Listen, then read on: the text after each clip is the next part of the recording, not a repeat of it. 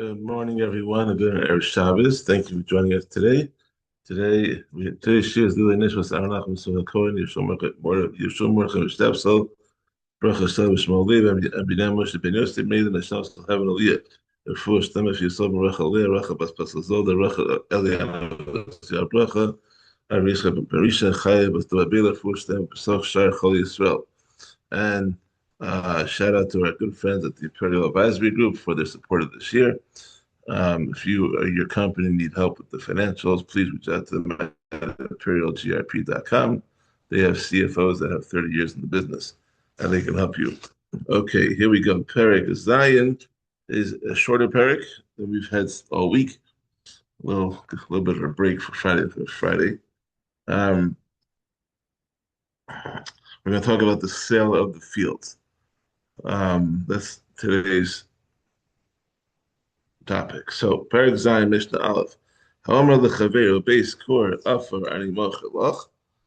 If someone says to his fellow, I am selling you a base core of earth, a base core is approximately 75,000 square amas, which is about somewhere between 4.2 to 6.6 acres, depending on different opinions in the Gemara. If someone says I'm selling you a base core on earth, you must give the buyer a full base core of farmland that can be plowed easily and planted with crops. So therefore, we measure the land, and if there were any cracks in the field surface that were more on the floor of the cracks is 10 tvachim lower than the rest of the field. Oh, Salayim Gavoy Masar Tvachim, or stones that were higher than 10 tvachim, but the area on top of the stones is 10 tvachim higher than the rest of the field. Einon and Dad and Ima, these areas are not measured with the field. They do not count for the 75,000 square amas. Pachos Mikan Nimdad and Ima, but if they are smaller than this, they are measured with. Then they are measured with it. Rocks that are less than 10 tvachim high and cracks that are less than 10 tvachim deep are considered a normal part of every field, because no field is perfectly level. Therefore, they can be included in the sale of the measurement of the 75,000 square amas. But if the seller said to the buyer, I'm selling you a field that is like a base core of earth, he's not required to deliver a complete base core that is on one level. Therefore, even if there were cracks deeper than 10 tvachim in the field, or stones higher than 10 tvachim, they are measured with the rest of the field. Mishnah Beis Kor Afa Animacha L'cha Mida B'chevel. The seller said, I am selling you a base core of earth as measured by the line. This particular language means he intends to sell a field that measures exactly 180 kav.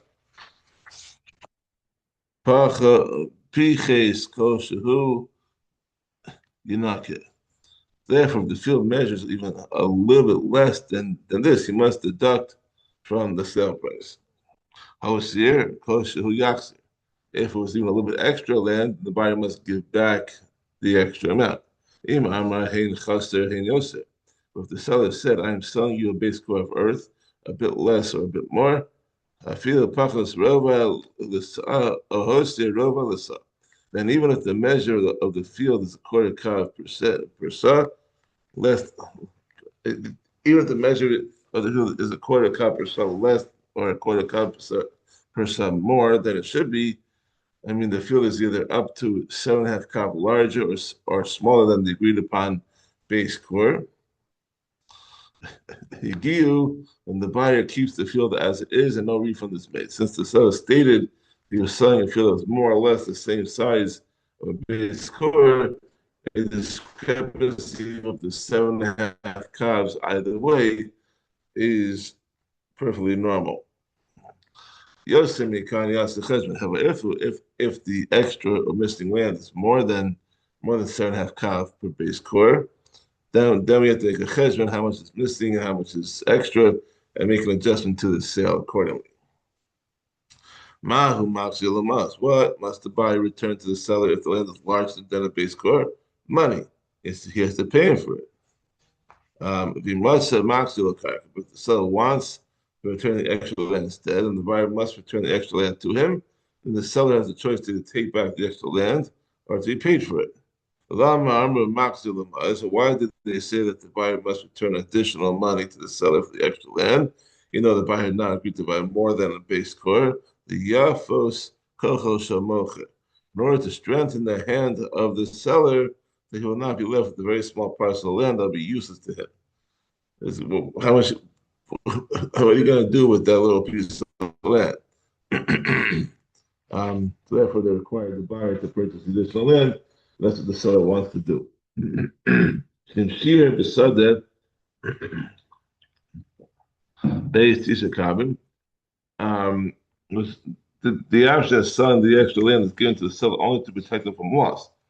The halacha is that if the extra land that is left after the full base score had measured is 9 kav more, ubegina base chatzikav, or if the land being sold is not a grain field but a garden, the extra land is at least half a kav in size. Of Kediva base, Kediva Bikiva base river, and according to Bikiva, if the extra land, garden land is at least a quarter of the kav in size, Ma'astilo is a karka. The buyer returns the extra land to the seller and do not make him buy it. Since it's 9 kav or larger, it can be planted on its own, and the seller can keep the extra land without suffering a loss. There's no reason to make the buyer buy it. Below as it's not only the land that is at the excess of the 7.5 kav, but basically that the buyer must return as kol hamosa. Rather, he must return all the excess land. If the amount of extra land is more than 7.5 kav, and a cheshbon must be made, then the seller forgives nothing, and all the extra land must be returned to him or paid for, depending on how much extra land there is and what the story is, as we just explained above beforehand. Mishnah Gimel, Mida bechevel ani mochilach. The seller said, "I'm selling you a base core as measured by a line. Hein chaser, hein yaser, a bit less or a bit more. Batal hein chaser, hein batal hein chaser, hein yaser mida bechevel." The second statement of a bit less or a bit more cancels its first statement of as measured by the line. Therefore, discrepancy of the 7.5 kav base score is accepted. Hein chaser, hein yaser mida bechevel. And if he made the statements in the reverse order, saying, "I'm selling you a base core or a bit less or a bit more, as measured by the line," but bital mida bechevel ve'hein chaser hein yaser. The second statement of as measured by a line cancels his first statement of a bit less or a bit more, and no discrepancy at all is allowed. In both cases, we follow the last statement that the seller makes. These are the words of bananas, who hold that whenever a person makes two contradictory statements, one after the other, we assume that he meant the second one to stand.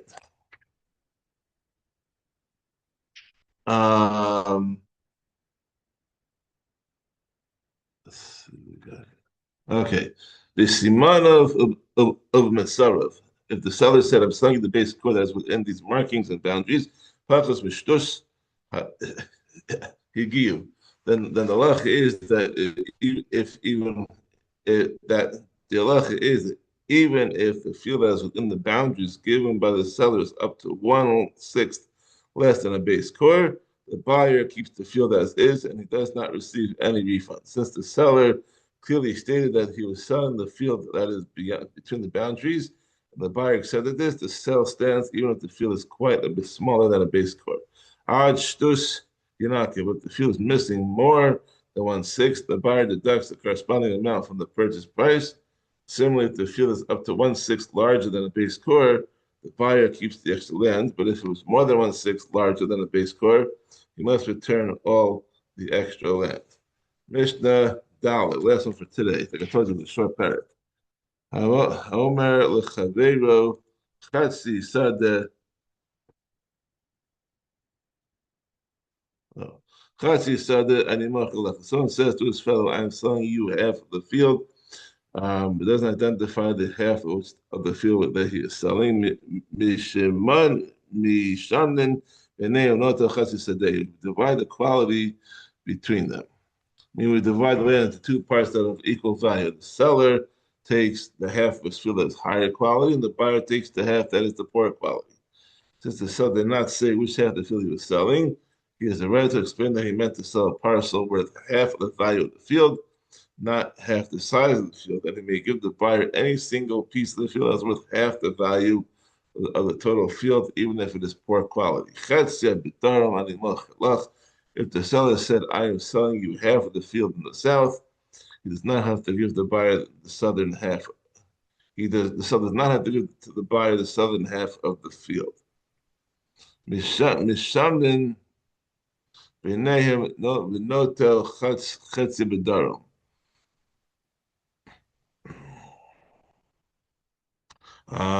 Rather, in this case too, we divide the land according to value, and the buyer takes a section that's equal in value to the southern half of his field.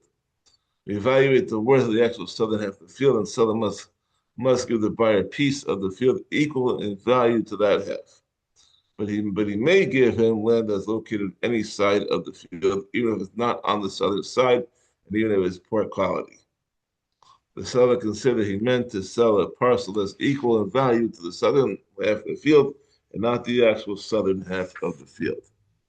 And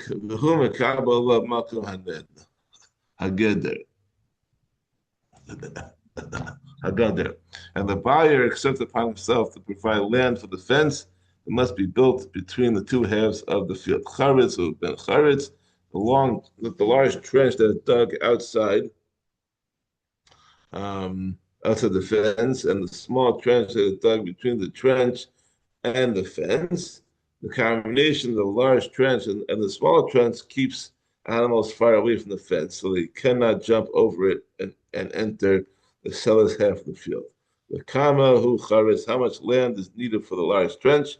Shisha tvachim, 6 tvachim. Oben charis losha, how much is needed for the small trench?